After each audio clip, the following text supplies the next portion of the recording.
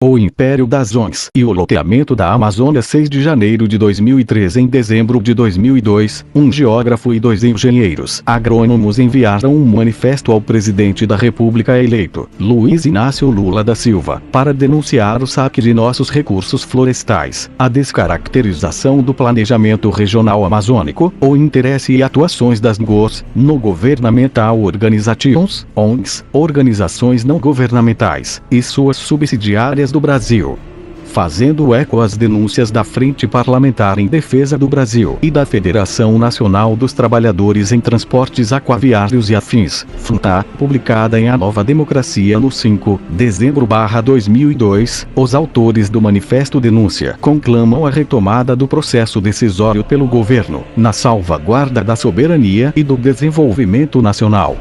Da mesma forma, há exigências para o estabelecimento de legislação específica, visando o acompanhamento sistemático das ações das ONGs, transnacionais ou não, em território brasileiro, a partir da apuração dos fatos e em função dos depoimentos prestados à Comissão Parlamentar de Inquérito, CPI, que investiga, no Senado Federal, denúncias e irregularidades por força da atuação dessas organizações. Registros de saque e pirataria da floresta amazônica, nesta última década, vem estarrecendo a opinião pública brasileira e mundial. A tal ponto que até mesmo os meios de comunicação refratários às denúncias sobre o entreguismo não mais podem evitar o assunto, embora possam atenuá-lo, como o Jornal Nacional da Rede Globo, no dia 7 de dezembro. Naquela data, foi necessário dar destaque à pilhagem de madeiras em São Félix do Xingu, no valor de 300 milhões de reais, sem contar os imensos danos causados à natureza. Em particular as reservas de grande biodiversidade. Ocorrências assim revelam mecanismos bem definidos. Dela participam múltiplos interesses com respaldo ativo do aparelho de Estado e conexões internacionais. Soltas, as grandes ONGs estrangeiras interferem no planejamento regional e mesmo federal. Sem prestar contas à legislação brasileira, elas atuam como pontas de lança do capital monopolista e de blocos de países hegemônicos do tipo Estados Unidos / Inglaterra / Canadá, Bélgica / Holanda / Alemanha, França / Itália / Suíça e Japão / Indonésia, ao oferecer apoio em recursos humanos e financeiros para a elaboração e execução de programas e projetos no Brasil.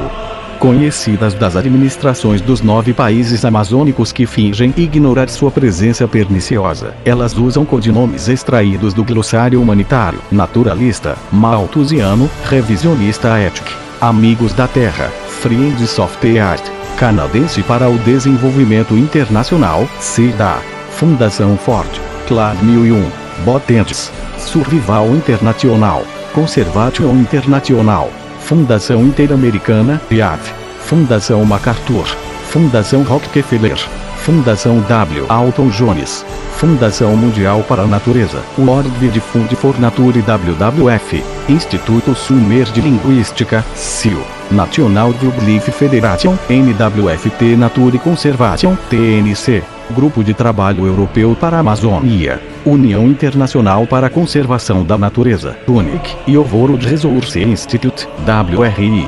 Algumas delas agindo como verdadeiras centrais de inteligência para grupos de interesses diversos. Inclusive agências de estudos geopolíticos e de estratégias para diversos tipos de atuação. A exemplo das ofensivas no sentido de minimizar as responsabilidades e atribuições de países soberanos, com base no jogo sujo da globalização do pensamento e do mercado. Transmissoras de informações e fotos sobre tudo e todos os motivos que possam gerar benefícios aos países de origem interessados, elas são responsáveis, sobretudo, pela biopirataria. Seus programas e projetos ultrapassam, em muito, nossa capacidade de investimento. Por isso, são instrumentos para facilitar os acordos bilaterais entre países, envolvendo empresas e corporações transnacionais. Como não se restringem às áreas de mineração, explorações agrícolas e pecuárias, agroindustrialização, manejo florestal, prospecção para a exploração de gás e petróleo, saneamento ambiental urbano e ao chamado desenvolvimento integrado sustentável, é no extrativismo e no ecoturismo em locais estratégicos que as ONGs se tornam as grandes hospedeiras, com financiamentos de bancos e agências do capital financeiro mundial. Ainda mais quando tem à frente antigos e recém-saídos dirigentes de estatais, organismos ministeriais e instituições públicas dos estados e municípios. A perda do território amazônico, grandes extensões florestais na Amazônia brasileira e da sul-americana, desde a década de 70, vem se tornando propriedade de corporações estrangeiras e de associadas nativas nos países do bloco amazônico. É importante recordar que a nova onda de integração de terras, nos mais diversos países da América Latina, tem início no final da década de 60 e início dos 70, coincidindo com financiamentos de bancos estrangeiros, imediatamente convertidos em planos de desenvolvimento regionais e operações das casas bancárias nativas ligadas aos primeiros. Dá-se o fortalecimento de aparatos latifundiários, cujos nomes de batismo seguidamente são retificados, porém, mantendo o sobrenome de reforma agrária, etc. Surge uma infinidade de siglas exóticas, correspondentes a projetos regionais, com autarquias, institutos, secretarias e conceitos. Inclusive a ciência do ambientalismo, colocada no ápice da pirâmide de saberes sociais, hierarquicamente sintonizada com os projetos regionais. A charlatanice do ambientalismo repousa em pretensas soluções que buscam impor as leis da natureza para a sociedade. Além de partirem da presunção de que a crise ecológica é uma crise moral e não uma crise do imperialismo.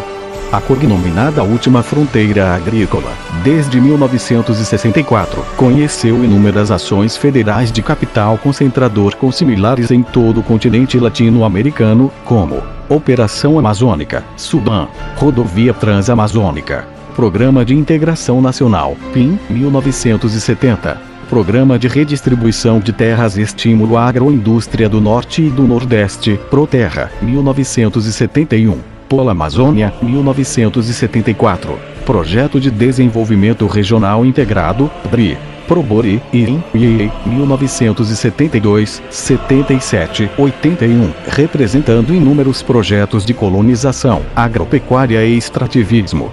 Particularmente, acordos lesivos aos interesses nacionais jogaram por terra todos os pontos do Pacto Amazônico, acordo que surgiu entre os países do bloco amazônico para interromper as tentativas de desterritorialização da Amazônia sul-americana. Nesse momento surgem áreas de proteção, começando pelas reservas extrativistas, dando continuidade às reservas indígenas, parques nacionais e estaduais, além das florestas nacionais. Na realidade, são reservas estratégicas do capital financeiro que chegam a proibir a presença de empresários nativos não associados nessas áreas e tornam, automaticamente, inoperantes a vigência de leis editadas pelo governo brasileiro que possam destoar do processo de integração. Tratam-se de imensas faixas de solo, subsolo e espaço aéreo, destinadas à apropriação, incorporação e desterritorialização, principalmente da selva, sendo que uma parte do território, há muito, já se encontrava loteada. Particularmente na Amazônia, o mais recente processo de transferência de imensas áreas no campo, geralmente ocorre através de concessões de terras públicas para o chamado manejo florestal sustentado, ou dito de outra maneira, para a exploração madeireira, que o governo quer racionalizada, e com incentivos de toda a ordem.